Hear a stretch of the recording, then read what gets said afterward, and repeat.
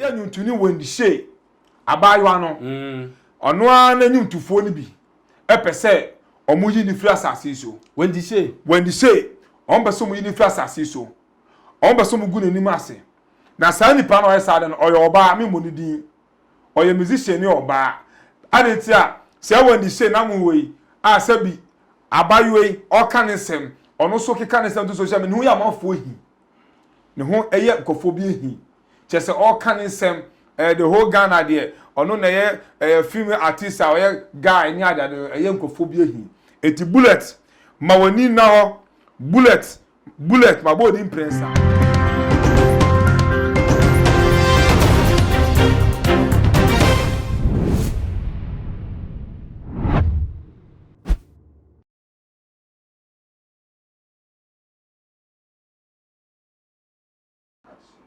yo yemamo akwa babio na de ya konsem so ma yem papa set from pon odwomtuni ba ko pe a o my Ghana mu anodwom eto fom a menua na ano hye yie pa mse wa kan kina gu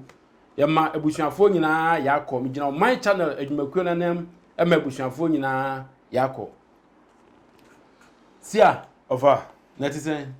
come on nyame adom ho odin pa de radiase abusua enye easy o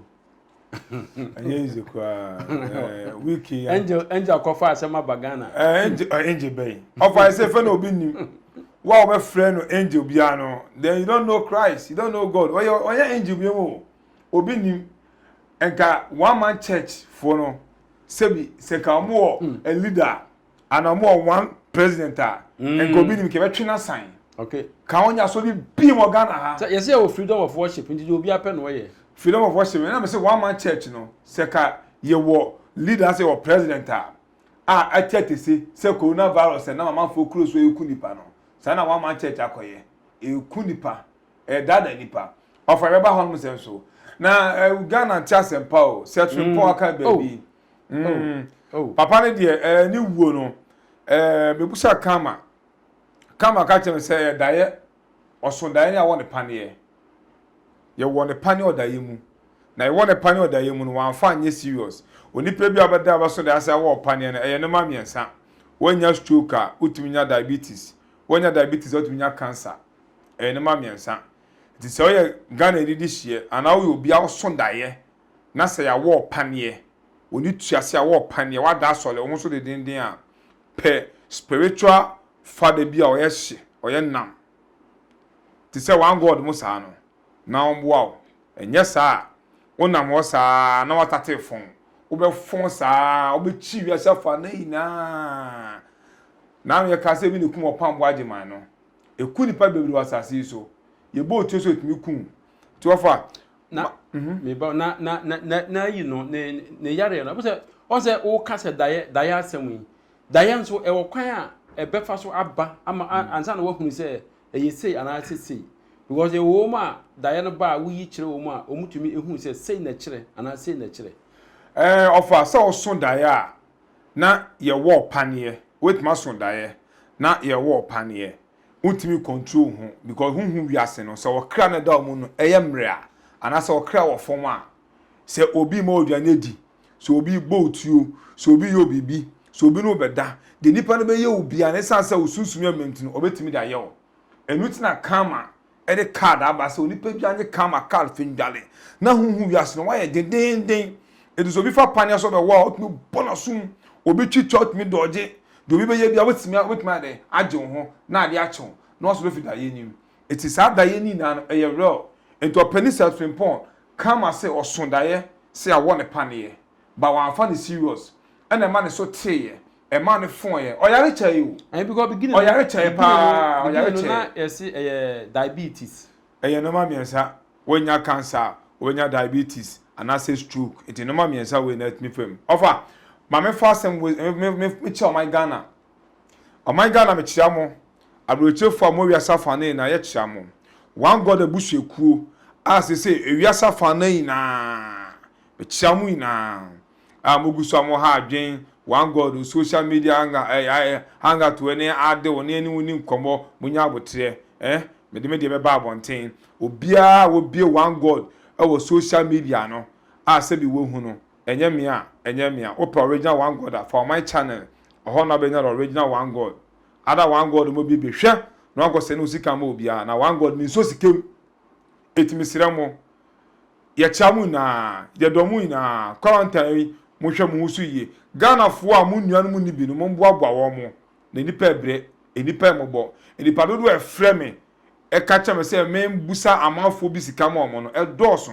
me so mi nke sika sem etimi siramo mo mbo modin na ye boaboa ye ho na quarantine etwem a unua be ye adwuma na sebi why dey mo tua oka mo so ma ba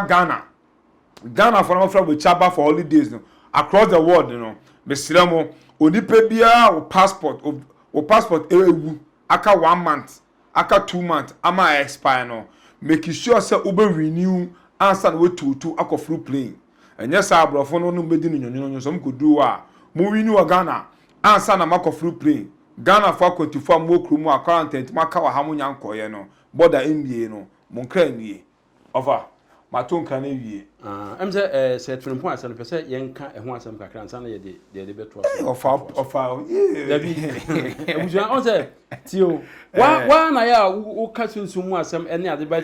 say yanka amie omani a oho yanka amie celebrities nani a sa na yebe hu no eba anya betena ha brush so na ya sorry e kira na asan si nya asan be brush so na ya sorry on say ye hwe celebrities na edumre bi ase omu ebeko wu a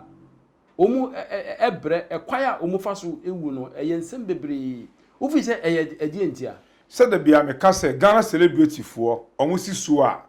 eya na enwonto eni football bibia se kefri mu ba no sebi ahomboni eni bre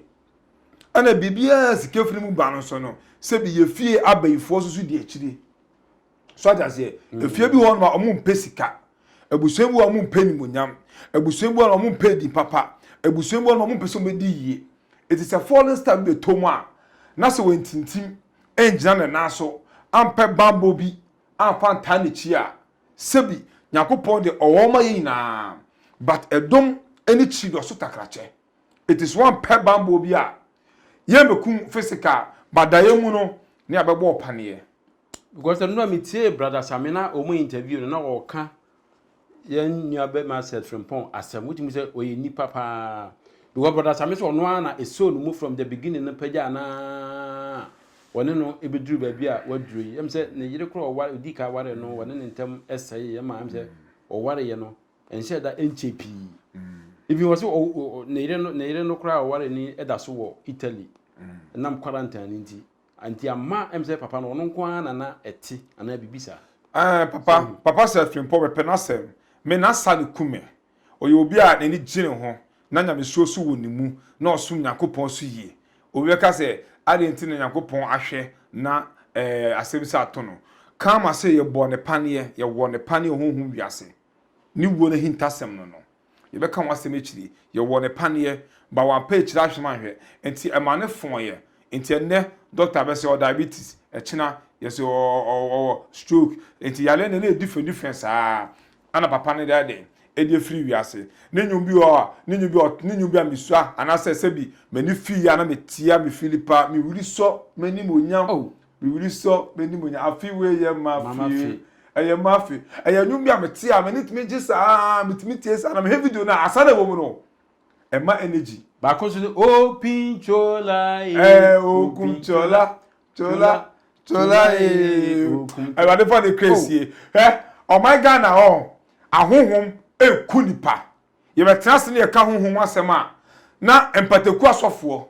na obi asebi oni wiase bibia na okasatra na no kama kacha me se me bɔ modin akɔnta wi a me nkɔkɔlebu ni konfanoche wa kyerɛ me nipa dudu obi omoda hɔ asa nkɔfo ni na no eye susum mpane nya abobɔbobɔ mo a me am nkɔ me fa du nkɔkɔ asa nkɔfo ni na wo bɛyɛ o mɛyɛ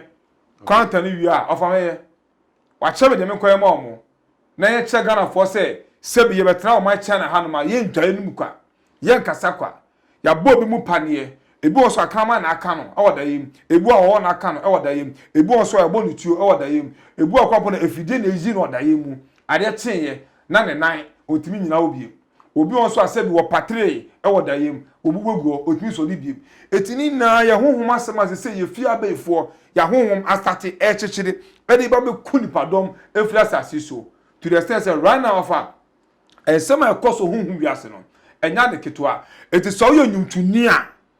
mombomoden na mohwe mo ho yie hitasem akobi wo ofa ma me fa to odwekon eye nyumtuni wendi she abayo no ono an nyumtufuo ni bi epese omuyi ni free asase so wendi she on be so muyi ni free asase so on be so mugu ni ase na saa nipa na oyesa de no oyo oba me mo ni din oyo musician ni oba adetia se wendi she na mu wei a sabi abayo yi okanisem ono so kekanisem to social media hu ya mafo hi ne ho eye nkofo bi hi chese okanisem the whole Ghana there ono na ye female artist a ye guy ni ada eye nkofo bi hi eti bullet ma wani na ho bullet ma body imprensa obi ni me kan Kenya Japan Hamilton ma body bullet wani na ho na o star no top form there ene wo music producer na wo ye no ye beje frunsem chese onye producer biem eni aba woni se ho ya chechire ye mia ye peno e de na fa kwa bone so eti bullet ma woni na ho ofa ana asemba akonso ese yesua bibi efiri mu ne se man no set frempon no yesi oyare no em se me ye sure se bia ono nkwa na tia na bibi sa menim ana on yesi otia abrosan so nti o foro soro no ne nsua ato na epatiri no ana oto ho nti wo hwa oto fom no echei ansa ne nipa ehu no afa no ofa so nti ga bibi sa ne kese tambia nipa eben wo oh se de be ya in case of bibia ye ma so ntama e bia Nyankopon be boa ma ofa say yare ne didi ni mu ache yare ne didi papa ni mu ache na yare no say yesunsum yare so obi woni nchen o ko bi ni nchen o ka stay kwa no papa no ko betoa na nanom won se do because yare ne didi ni nchen ni mu ache yes e brena so yes your boss apane na e wiki wo veins no e sada na omoja no e do didi kwa bona nutrient na say wonya woduane mu no you don't get it anymore phone na wo phone enti no so be wika enti ni be yemre eti bibie ni a I said I was otumfuo na ne dade no dade ne yemre a se no prebia otimi de ekwa no okay sa na tie eti papa ni wo ni de eye hunhum wiase de fi abaifuo a empa de yie ene bo ne pane ene onyo no kwa na egu yale we bi ofi na busuemu ne na nanom oba penifo bi o generation ebi so wusa njebusa de so mo hwe ohun yie na ofa quarantine ya on my penny peja band one lift band won hwe ni yie ada obo nwiso ana on my penny akufado aya ade bebre ewiase na abona baso ni petu chama no abrofo krampo a sebi yale ba ye a Donald Trump esi American no ototomo ne China fo totomo ne wiase na asa yare we die China disease ebi ba America bi ma America ene America fo wo eguso egbu no hwe Ghana fo bi a na omoye nurses awon ko page ma kwa mu 2 hours 3 hours asemi ba ye piom na akọ ama bebira akọkọgu UK Ghana doctors a egbu ene nurse a egbu bus drivers a emubu no ofa ya sefem eto ma peni akufo de sere no e ma Ghana penifo en follow election e ma Ghana penifo en follow abatuo we say ye peja ban na May we say May we ebe ye ba aba ready aba NIA for aba start registration social gathering and one no say NIA for aba ye adwuma de a e say school for statical school say NIA for ye adwuma de a e na asole for so no e o say mo kwa no so o ma sore because the same thing no e social gathering ni bia no eti e was say on my penny e de ban no to say afiwe election ko so kwa bo e better say you be save life than say be di penifo na chi na yare we ebu afa so na no me kan efidie we say yare be pure Ghana hanom Ghana fo we be gu no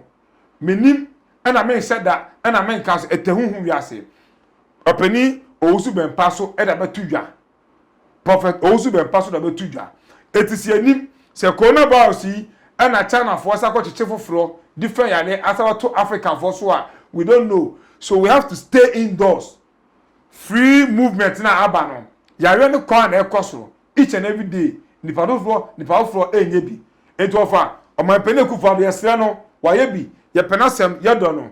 he kɔnanta ono kɔnanta ono ana be obesa afa etu onya mote no ofa ne ye na na mosisi ye eya ama ne tietie sebe ne nkofo ne be mu di n'echi no a mo de omo pe position na ni kire ya omo ntwe Ghana for life ho de wo omane ekono ofa eya asefem etimi sremo MPP fo monya baako na mo no mapani so nya baako na mo ntwe the life of Ghanaians ho because say ya lebisi kromo anoma we have no option than to go to the grave. No other option than to go to the grave. Offer tikaka bese me kanu no.